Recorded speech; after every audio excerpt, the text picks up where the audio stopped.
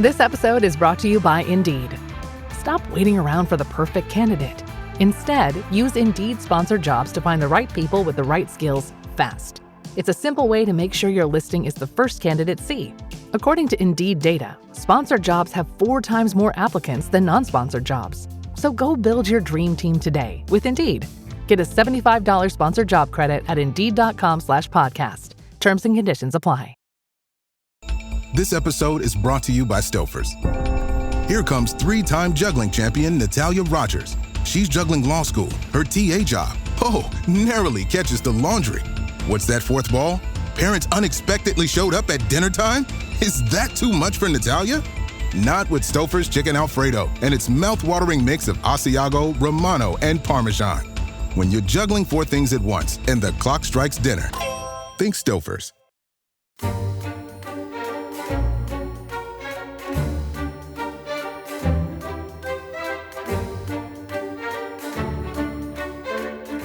The year is 48 BC. Your name is Bayek of Siwa, Medjai of Egypt, protector of the weak and defender of the innocent. And you have a job to do. Your mission is to meet your wife Aya, an agent of the exiled Cleopatra, in perhaps the most celebrated building in all Alexandria, the Great Library. And as you step inside, the sheer spectacle takes your breath away. The marble pillars, the stone statues and mosaic floors, the vast effigy of the god Serapis, the Greek scholars huddled at their desks, and above all, the bookcases lined with more than 500,000 scrolls and parchments. Here, before your awestruck eyes, is the learning of the entire ancient world, with a copy of every book ever written, from Aristotle and Aristophanes to Homer and Herodotus. And above the shelves in Greek is an inscription. For this, it says, is the place that will cure your soul. And that, Tom Holland, is your first sight of the Great Library of Alexandria in the video game Assassin's Creed Origins. Now, Tom, they got historians to help them develop the game. And to be fair, this is the image of the library that you will find in most books about the life of Cleopatra and the age of the Ptolemies, isn't it? It is, but I think that Assassin's Creed deals with myth and archetype as well as hardcore historical research, doesn't it? You astound me, Tom. I think that the Great Library of Alexandria, is most potent as a myth. In a way, the fact that it hasn't survived, that no trace of its remains exist, that all its texts have vanished, and we'll be talking about how and why they might have vanished later in the show. I think it's that enables it to endure in the imagination as a kind of embodiment of ultimate learning, repository of everything, that every book that has ever been compiled. And I think it's kind of feeds into all kinds of fantasy. So there's a wonderful short story by Jorge Luis Borges, the great Argentinian short story writer. I wondered if we'd talk about that. The Library of Babel, which contains not just every book that's ever been written, but every possible book that might be written, every conceivable permutation. And the whole universe has become a library. And I think that kind of fantasy ultimately derives from this kind of the mythic quality that the Library of Alexandria has come to have. Do you think? Oh, wonderful. Yeah, I think that's a really good way of putting it. And of course, Borges's library is kind of one of the models, isn't it, for the library in The Name of the Rose? Yes. So isn't that based on Borges's library? So actually the idea of the Library of Alexandria, it's a classic thing in science fiction, actually. You get it in Doctor Who and things, these images of kind of vast libraries spreading, taking entire planets in which all the knowledge of the world, I suppose to some extent you could say the internet, isn't it? Or the ambition of Wikipedia or something. I mean, these things are... Or Dominic, that actually the dream that emerged in the Enlightenment of developing a universal library. So I wanted to do this episode because I'm a trustee of the British Library.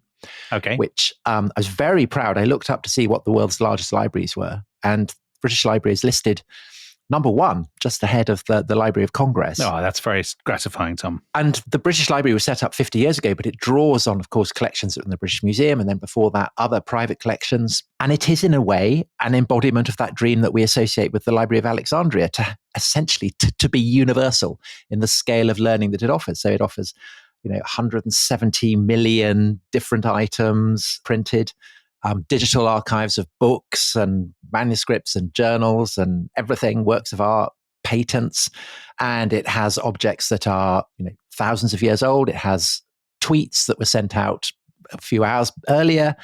And I think that libraries like the British Library, Library of Congress, Bibliothèque Nationale in Paris, and so on, that these also stand in a line of descent from the Library of Alexandria. I think it is that fantasy that came to obsess people in Europe in the Renaissance and then through to the Enlightenment that kind of explains the existence of these universal libraries, wouldn't you say? Yeah, I think that's nice. First of all, I think the British Library Press Office will be delighted with that, Tom. So I hope all sorts of rewards will be flowing your way. Well, I'm very, very honoured to be a trustee of this great library. Yeah, it's so unlike you actually to be talking about rewards.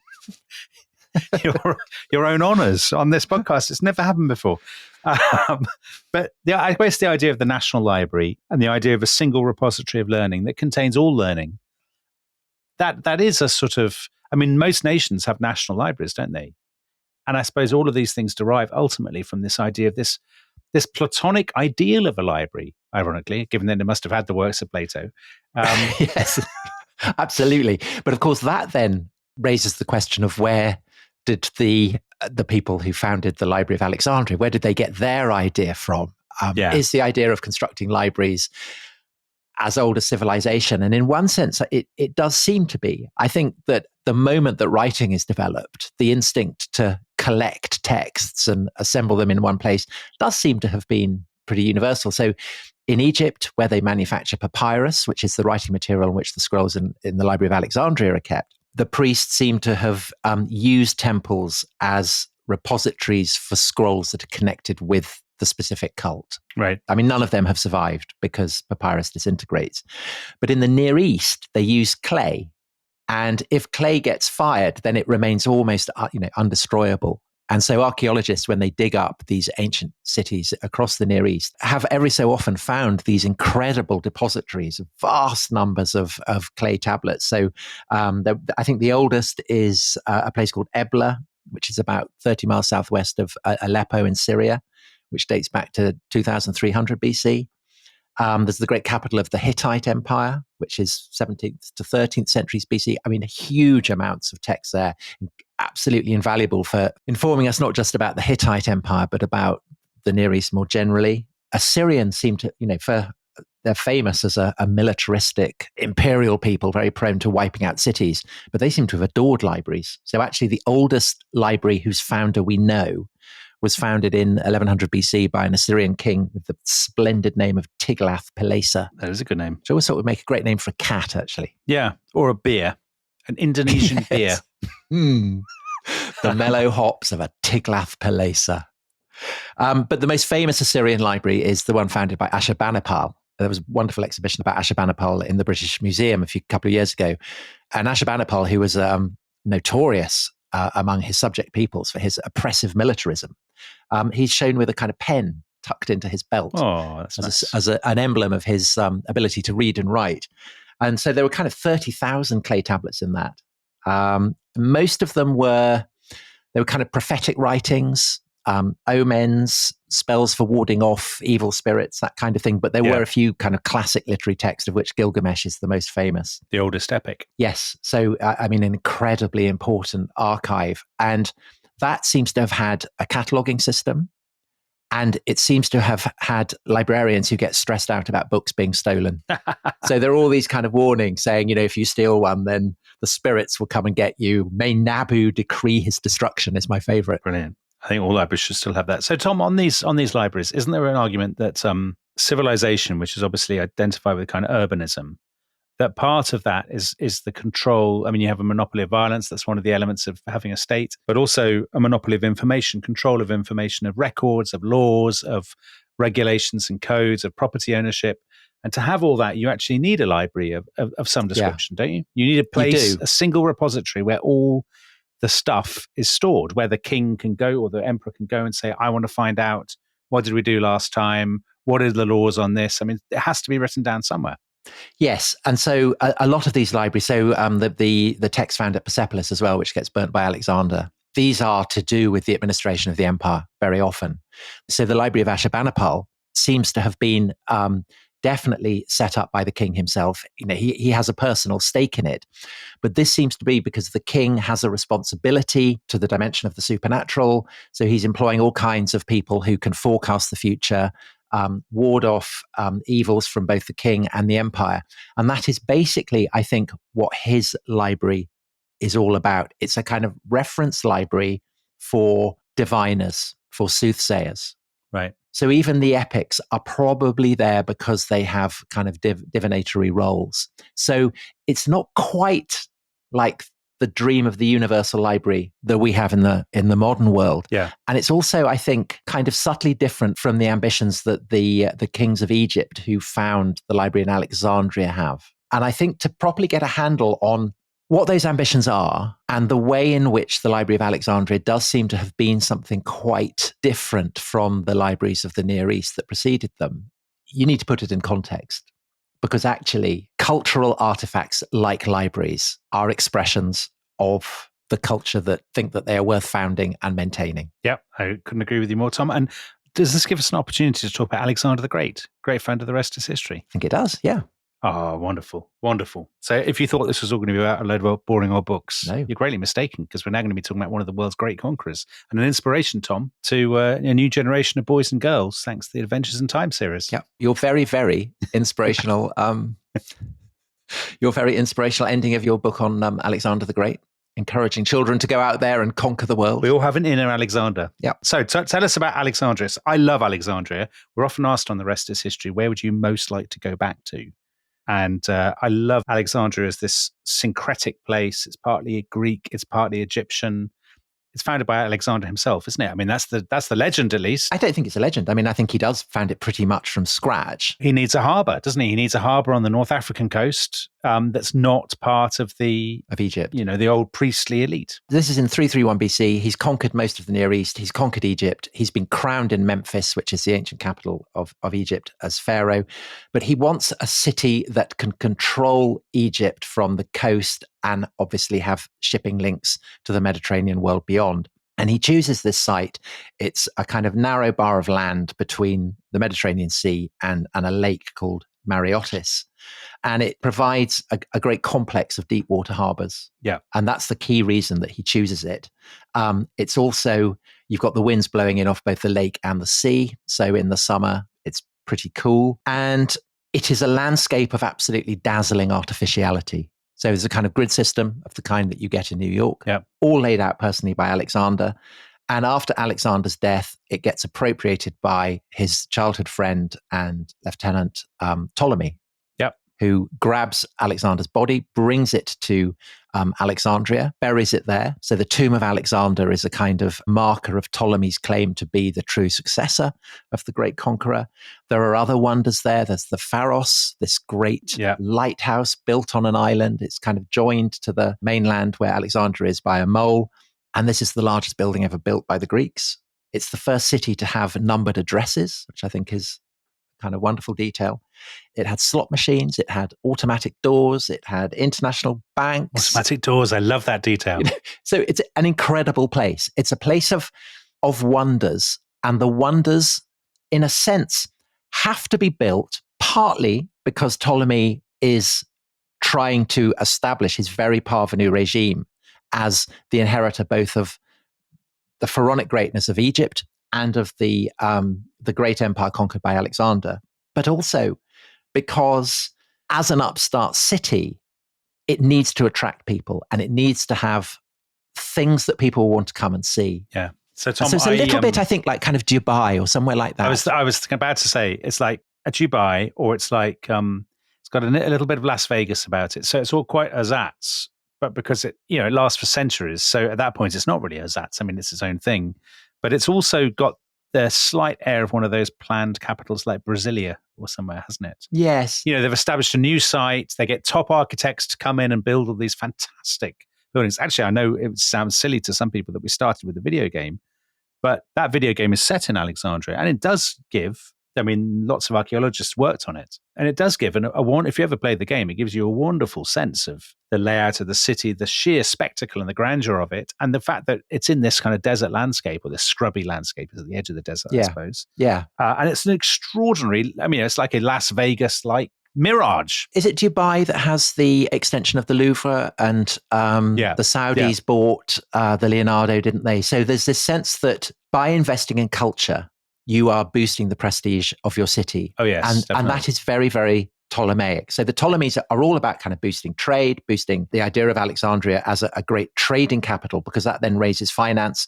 They also have the money from Egypt. They have the loot that they get from kind of foreign conquest. So there's a lot of money going around. And just like the oil sheikhs in the Gulf, Ptolemy is in a position to spend. And like the oil sheikhs, he recognizes that culture is something that can boost his prestige. And this is a kind of tradition in the Greek world for autocrats. So Pisistratus, who was the tyrant in Athens before the establishment of the democracy, he sponsors the drama festivals that will culminate in the great tragedians and comedians of the Athenian Golden Age. And he sponsors a kind of standard edition of Homer. Kings of Macedon, likewise, who, they're very conscious that they're looked down on by the Athenians and the other peoples of kind of classical Greece. And so they are very keen on inviting intellectual luminaries to their court. So one of the Macedonian kings invites Euripides, the great Athenian tragedian, to go and stay with him. Philip himself, the father of Alexander, famously employs Aristotle, the greatest philosopher of his age. And so Ptolemy is very much the heir to this. But it's precisely because he is now thinking on a global scale. He has ridden with Alexander. He has seen the limits of the earth, that it seems his ambitions are much greater than simply to employ, a playwright or a philosopher or two.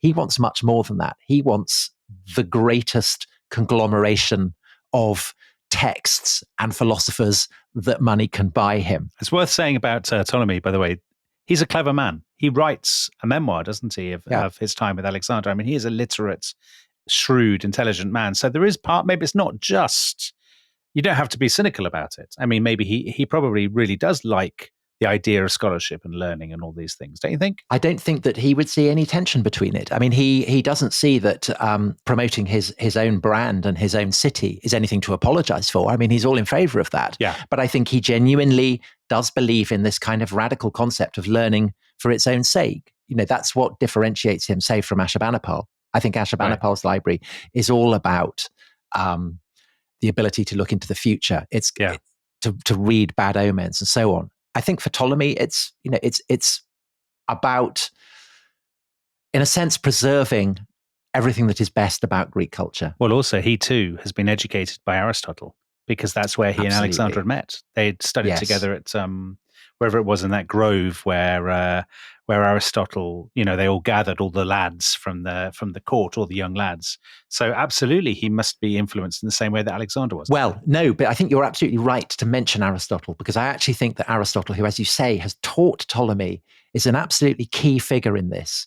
Because Aristotle, after he has done his tutoring in Macedon, he goes back to Athens and he settles at a temple to Apollo called the Lyceum. And this is kind of quite well known as a place where philosophers go to talk. So Socrates had gone there and Plato had gone there. But Aristotle found something that is kind of more enduring and ambitious. So it's basically a kind of, I suppose, a research center, something like that. Yeah. The reason that he needs a research center is because he's committed to this idea that to love wisdom, which is what philosophers by definition do, you have to train the mind in the skills that enable you to access the laws that govern the universe. And you can only do that over the course of an entire lifetime. So there needs to be kind of a concentrated opportunity for philosophers to ponder and read and research and write and chat among their peers, because otherwise they're not adequately going to be able to fathom what makes the universe tick. So Plato, who we talked about in the context of Atlantis, Plato's great theory is that if you want to discern reality, reality lies beyond the, there is an ideal, say, of a table. So if you want to know the essence of a table, that's what you have to access rather than kind of making a survey of every table that there is in existence. Aristotle has a slightly different perspective. He thinks you really do need to have a kind of totalizing sense of the entire world. He's an encyclopedist, isn't he? Well, but he's more than an encyclopedist. He's an empiricist. He's about, if you want to fathom the scope and sweep of the animal kingdom, you actually have to get your hands dirty. So he slices open the stomach of an elephant, it seems, to investigate it. He cuts up cuttlefish. He seems to have investigated the semen of Indians and Ethiopians. Oh my word! To discover whether, as Herodotus has said, it was black, and he demonstrates that it wasn't. So, in every sense, hands-on research. I mean, it's surely quite easy to demonstrate that, Tom.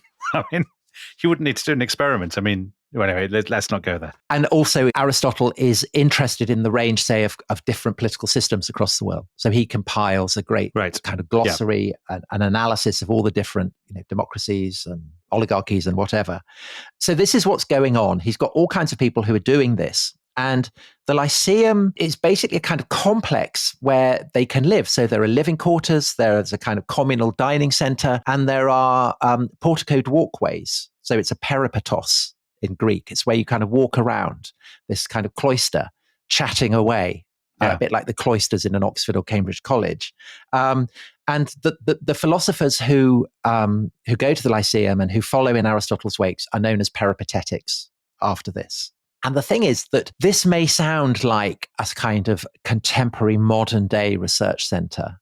And to a degree it is, but it is also a cult center. And it is sacred to the Muses, who are the 9 sisters, who are the patrons of all the various kind of arts and academic and literary disciplines. And so this Lyceum, this research center that Aristotle has established, is known as a museion, a temple to the Muses, which anglicized is museum. Very good. So that is lurking in the background, I think. Now, what happens when you transplant that idea to a city as immense as Alexandria? Well, we've been talking about how Alexandria is artificial. It has no roots. Previously, in a city like Athens or the cities in Ionia, where philosophy begins, the philosophers are drawing on the cultures and the traditions of the cities that they belong to. But in Alexandria, these don't exist. And what is more, the Macedonian domination of the Greek world means that these traditions are slightly in abeyance. They're in deep freeze. So there are all these kind of scholars who are drifting around just waiting to be scooped up by a wealthy patron. And when they come together, their perspective inevitably is going to be cosmopolitan. And that cosmopolitanism, which is absolutely bred of the age of Alexander and his conquests, that I think is the essence of the Great Library. That is what the library is bringing. Right. This has always fascinated me because when I was writing my own Adventures in Time book about Cleopatra, I had a scene with her in the library. So these are books for children, sort of bringing history alive for children. I had a scene with her in the library because I wanted to describe the library for child readers, but I also wanted to put Cleopatra in it, reading a book. And one of the things that was interesting was when I was reading all the books about Cleopatra, the scholarly books, I mean, they themselves differ on whether the library is part of the museum or the museion or not. And actually, they're not really certain what the museion is.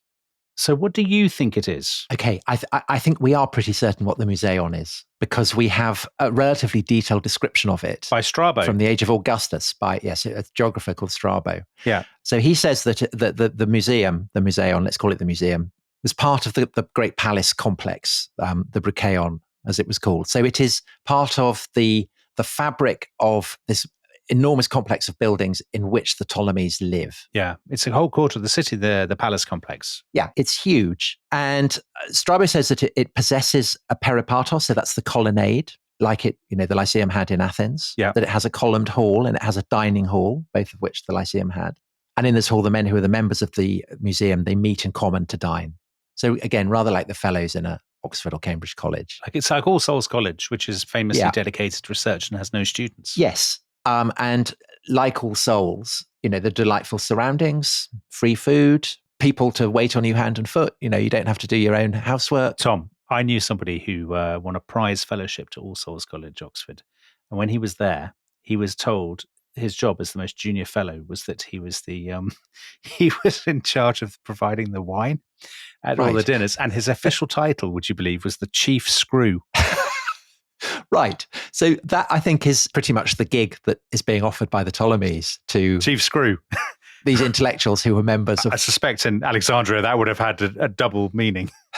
There is repeatedly, an emphasis on the food Right. and the wine that you get. And there's definitely a sense of jealousy on the part of those who aren't there. So there's a kind of very a celebrated satirical comment on it by a guy called Timon of Phlius, who clearly had not been offered, a scholarship to the museum, who says, in the land of Egypt, where they jabber in a whole range of languages, many now find a rest home as royally funded hacks, endlessly quarreling in the bird cage of the muses. Sounds brilliant.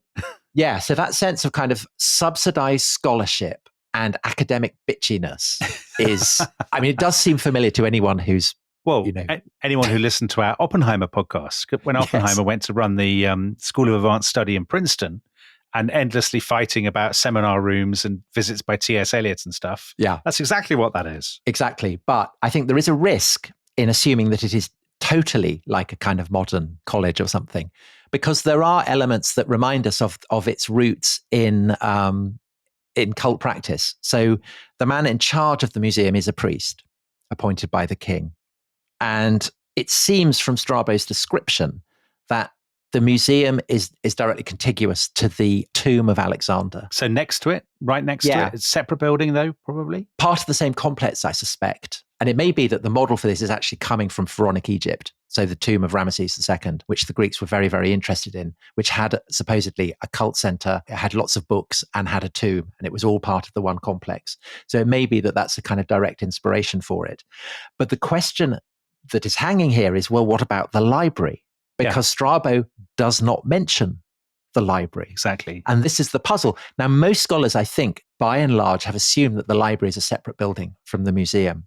And there is definitely a post of chief librarian who is also tutor to the Crown Prince. So there's definitely a sense that, there are books here. There's no question about that. So therefore, the question is, where are these books? And I think the most convincing explanation for this is in a book called The Vanished Library by the Italian scholar Luciano Canfora, who argues Strabo does not mention the library for the simple reason that it did not constitute a separate room or building.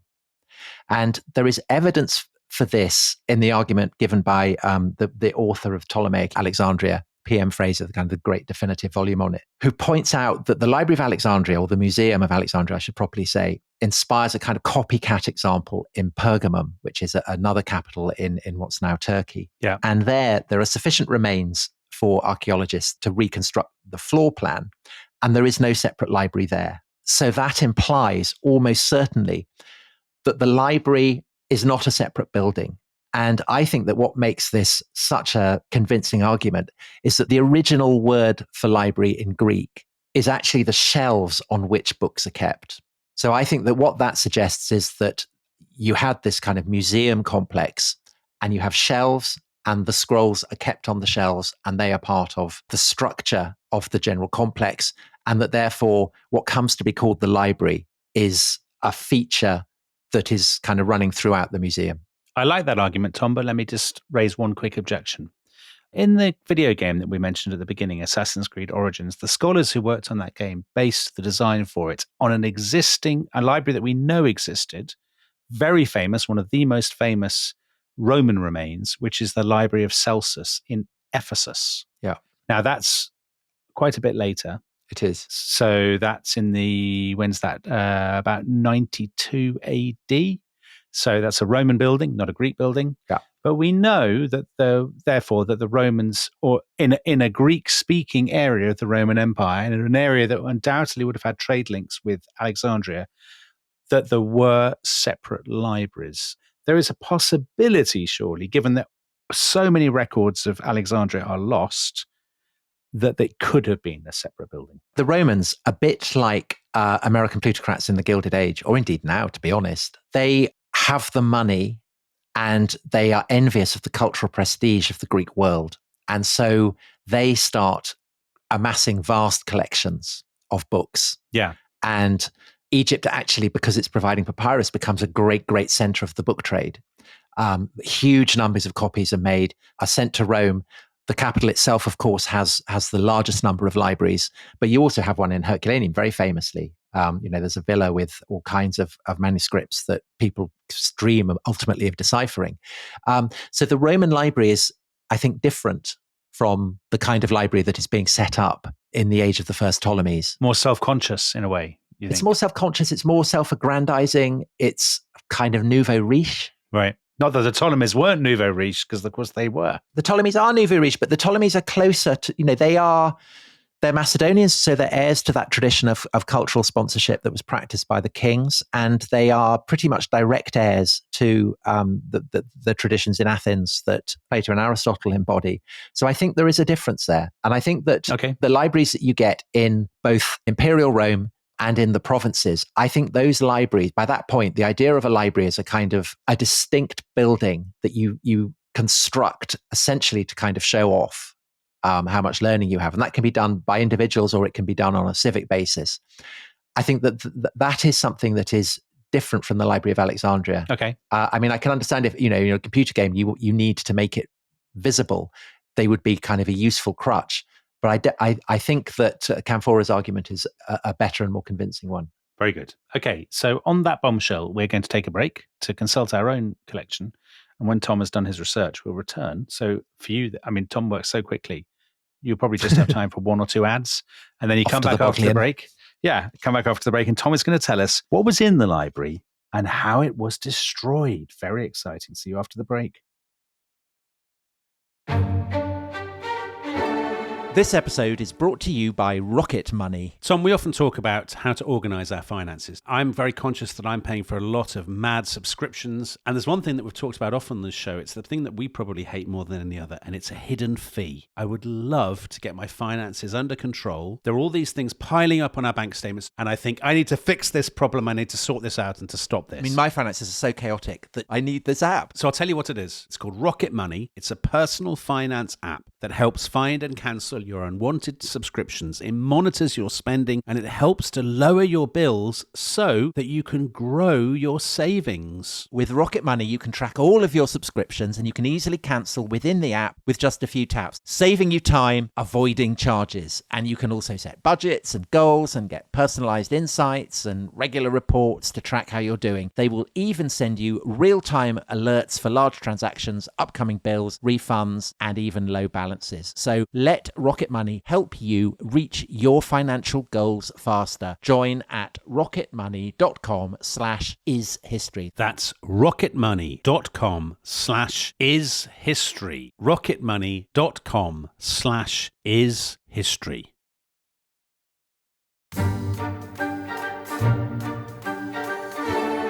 Hello, welcome back to The Rest is History. We are in the Library of Alexandria. And Tom, the Library of Alexandria, I mean, people have this fantasy of it, don't they, as the repository of all the world's wisdom. All kinds of scientific discoveries are happening thanks to the books in the library. The scholars who are working in the museum are pushing the boundaries of knowledge. And that actually there's this very common view, which you see repeated in kind of popular histories and things, which is that with the loss of the Library of Alexandria, which was destroyed for reasons that we will go on to discuss, the world was plunged into a darkness. The cause of science was set back. How much truth is there in this? And I can kind of guess what your answer is going to be. Yeah, so there are two elements to that. There's the idea that the Library of Alexandria alone contains everything, and therefore its loss cripples the world so much that we're plunged back into the Dark Ages. Yeah. And that if that hadn't happened, then history would have been set on a far greater, smoother progress towards industrialization and spaceships and cures for cancer and all kinds of things like that. Yeah. So this idea that the Library of Alexandria is a kind of scientific research center, that it's kind of MIT or, Silicon Valley or something like that. Yeah, the University of Wolverhampton. Not getting that far. The truth about the Library of Alexandria is that its focus is overwhelmingly literary and Greek. So the scholars who are in the library seem to have seen as their mission, essentially, the rescue of the vast mass of Greek literature. And they're doing this as people who have basically emancipated themselves from the city politics of classical Greece, and therefore have a sense of the entirety of the writings of Greece. And they're anxious, I think, that amid all the wars that have plagued Greece for the past 200 years, the previous 200 years, there's every possibility that these texts will be lost. And so that's an absolutely kind of key part of it. And this combines with the obsession of the Ptolemies for collecting, because once you have the kind of ideal that you're going to get as many books as possible, that's tremendously fun if you're a king with very, very deep pockets. And so the Ptolemies are sending agents out across the Greek world, particularly to Athens, particularly to Rhodes, where they have the largest book markets. There are kind of almost certainly apocryphal stories that Ptolemy III, who is the grandson of the first Ptolemy, that when ships dock in the harbour of Alexandria, and if they're carrying books, the books will be removed. They'll be marked with the slogan "from the ships," put into the library, copies made and given back to the disgruntled merchants. And an even better story, which is almost certainly definitely not true, is that Ptolemy III wants the original copies of the plays of the three greatest Athenian tragedians, Aeschylus, Sophocles, and Euripides. And he asks the Athenians, and the Athenians say no, and he keeps pestering them. And finally, the Athenians say, okay, but you'll have to pay an absolutely kind of crippling deposit because we don't trust you. Right. So Ptolemy hands over the deposit and then just pockets the tragedies. And the Athenians are left with the deposit. So, I mean, this story develops clearly out of the sense that there is something faintly maniacal about the determination of the Ptolemies and the librarians to get all these texts. And what they do then, having got all these texts, it seems, is basically to establish the definitive editions of pretty much all the classical texts that we have today. So your Homers and Herodotuses and things. Absolutely. So you can measure this in the papyri that you find out in the deserts in Egypt, that from about 150 BC, so really once all the textual work has been done, you start getting standardized texts of the Iliad and the Odyssey that, are the ancestors of the ones that students are using today. Right. So that is a very, very great achievement. I mean, it's an absolutely astonishing achievement, but it's not perhaps on a level with curing cancer or building space rockets, which is really what I think people want to believe that was going on in the library. And the truth is that there are kind of amazing discoveries and breakthroughs at the library that are not to do with literature. So the classic example of this is the calculation to an astonishing degree of accuracy of the circumference of the Earth, which is done by a scholar called Eratosthenes. Yeah. And Eratosthenes essentially creates the mathematical foundations of geography and cartography.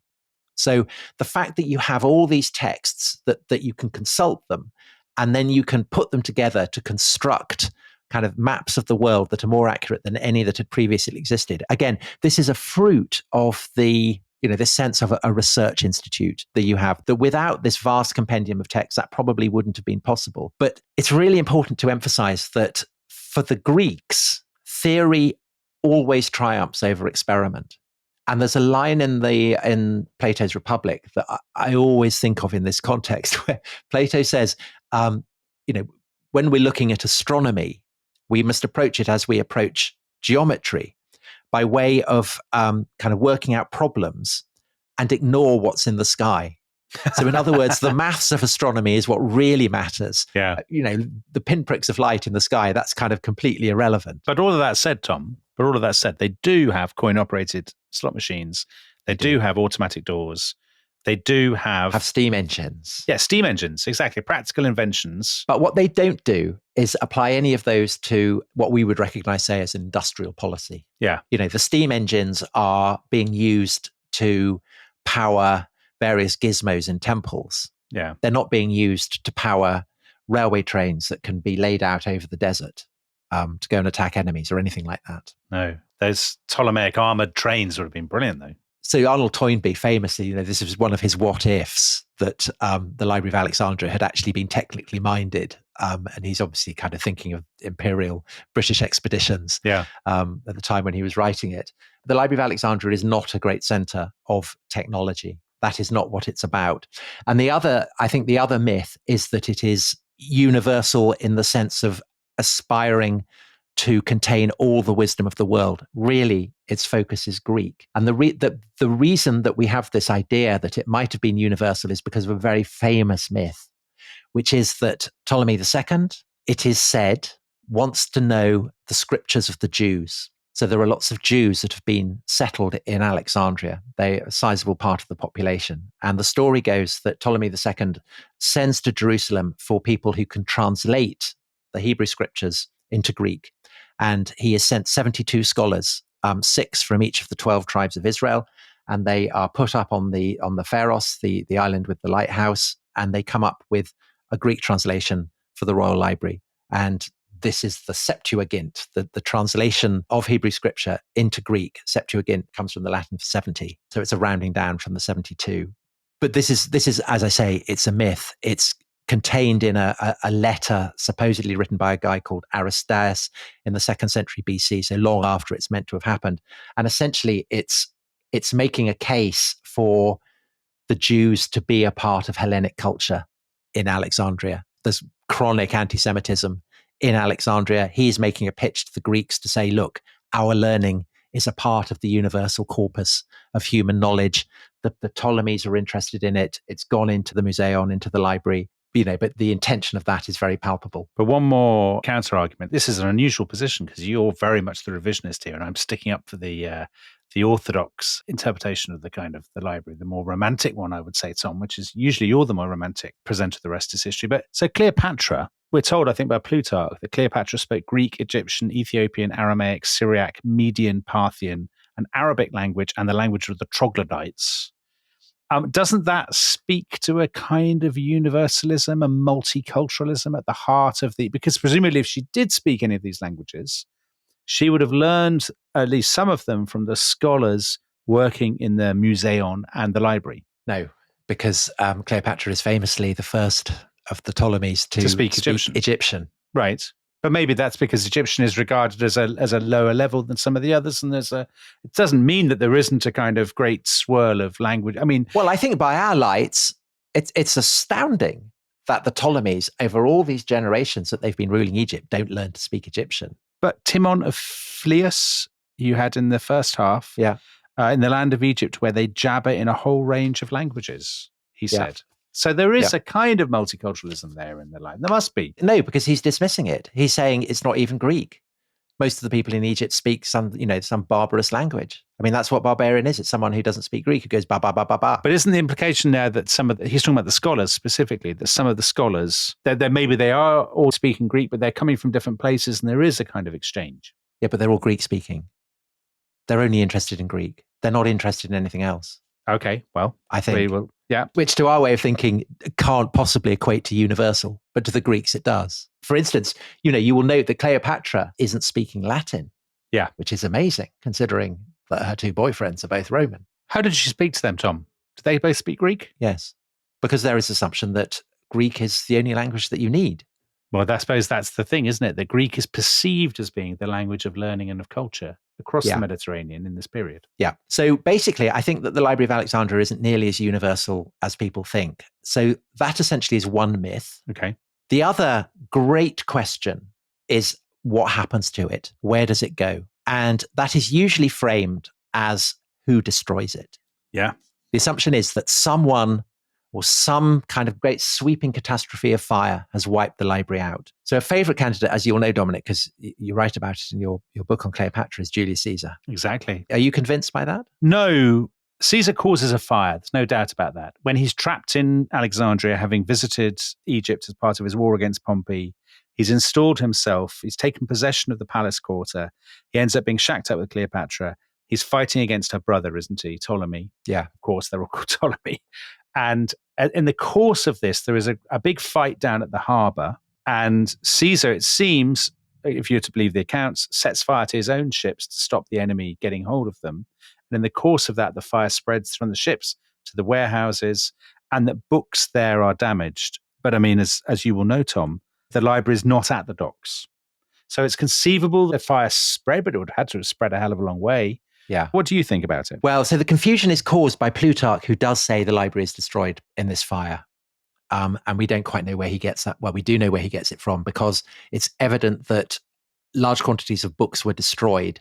And this is recorded in a number of sources, all of which seem to go back to Livy, who is the great Roman historian who's writing shortly after the lifetime of Julius Caesar in the reign of Augustus. Yes. And he says that there are warehouses that contain grain and books. Another detail that seems to derive from Livy is that 40,000 scrolls were stored there by chance. So that by chance is crucial because it's saying, they're not there as part of a permanent collection. Yeah. They happen to be there. And why would they happen to be there? Well, we talked earlier about this great trade in books, taking scrolls to Rome and to Italy and to the great plutocrats of the Roman world.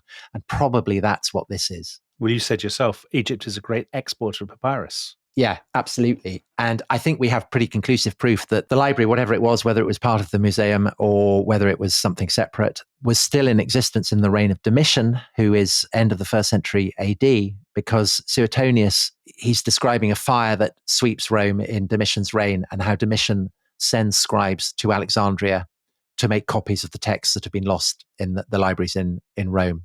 So there's this sense that Alexandria remains the great depository of texts where you would go. So then the question, well, if not Julius Caesar, then when?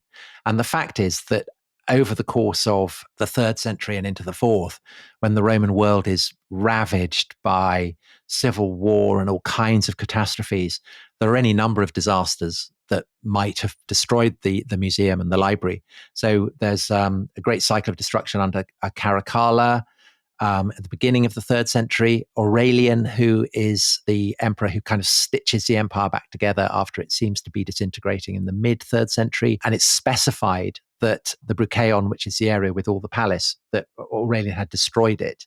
So if he's destroyed the palace, then he must have destroyed the museum as well. Yeah. And then we're told that there was another cycle of destruction in the reign of Diocletian at the end of the 3rd century. So I would say that the odds on anything remaining of it by the end of the 4th century would be minimal. Not least because, Tom, Alexandria is not just a city of tremendous sophistication and culture and so on, but it is notorious as a city of mob violence, of rioting. The Alexandrians are famously given to civic disorder, and they're always burning down bits of their city, smashing things up. So it's hard to imagine that in that intervening period of time, from the end of the Ptolemies all the way through to, say the 4th century, that the library would have survived utterly unscathed, given that they're always having these ruckuses and riots. Right. Except that the most famous example of mob violence actually happens in 391. So that is almost a century after Constantine's conversion to Christianity. And it is when a Christian mob turns on the great temple of Serapis, who is this syncretic artificial deity who'd basically been invented by the Ptolemies to try and provide a focus for both their Greek and Egyptian subjects. But this is a very kind of vast, impressive building. Anyone who's seen the film Agora with Rachel Weisz, it's the centerpiece of that. It's brilliantly well done. And the theory is that there was a library in there, that this was either a part of or a subdivision or a rival to the main Library of Alexandria, and that this Christian mob attack the Serapeum and destroy it and deliberately target the library.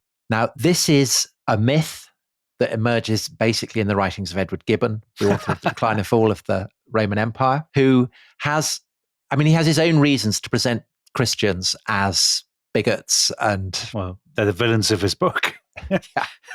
So he writes, the valuable library of Alexandria was pillaged or destroyed, and near 20 years afterwards, the appearance of the empty shelves excited the regret and indignation of every spectator whose mind was not totally darkened by religious prejudice. So the idea that the books would be destroyed, but the shelves left, is obviously... Gibbon is thinking of the shelves of the Bodleian being stripped, I think, there. And that is an idea that is immensely popular today among writers. I think about, for example, of the few years ago, the book The Darkening Age by Catherine Nixey, where she basically argued all this tremendous learning of the classical world was destroyed by the Christians, that Christianity was responsible for plunging the world into a darkening age, as she calls it. On that we have 5 accounts of the destruction of the Serapeum. So it is one of the best authenticated episodes in the whole history of Alexandria, but none of them mention the destruction of a library. Right. And to the degree that classical texts have survived, it's down to the efforts of Christian copyists, Christian scribes. Without them, we would have nothing. So I don't think the Christians did it, and I definitely don't think the Muslims did it, but they also have been fingered as culprits. Yeah. So the story There's lots goes of stuff on the internet saying that they're the bad guys in the story. Right. So this is even more improbable. But the story is that the Arabs sweep into Egypt, they conquer it, they lay siege to Alexandria, they capture it. the commander of the Arabs, Ammar, writes to Omar, the caliph, and says, well, you've got all this, this great city. There's this enormous library. It's full of books. What should we do with them? And he waits, and then Omar's reply comes back. If the content of the books you mention is in accordance with the book of Allah, we may do without them, for in that case, the book of Allah more than suffices. If, on the other hand, they contain matter not in accordance with the book of Allah, there can be no need to preserve them. Proceed then and destroy them. We have no need of other books. Yeah. I mean, it's so clearly not true. This is not, again, the Muslims had huge respect for the legacy of Greek philosophy. The reason that this survives is that it's kind of in accordance with what people who are very hostile to institutional religion like to imagine about it. Of course. That it's all bigots who have no time for anything other than their own holy books. Yeah. It's a kind of Enlightenment myth, really. So do you think the idea that there was one single moment when the library is destroyed is simply a product of the 18th century, a fantasy, a projection, I suppose, and that actually what happened was that the library probably fell partly into disuse, bits of it were perhaps burned in fires, who knows? Yeah. And that actually just the collection was split up and who knows, it wasn't even an event actually, but a slow process that nobody even noticed. Yeah, I think the idea of there being a dark age, you want to think, well, why was there a dark age? And it's much more dramatic if you can blame it, say, on the destruction by fire of a single vast repository of learning. But actually, right at the beginning of this episode, we talked about how, unlike clay tablets, which survive when they're fired, papyrus is incredibly fragile. And you don't actually need a fire to destroy it.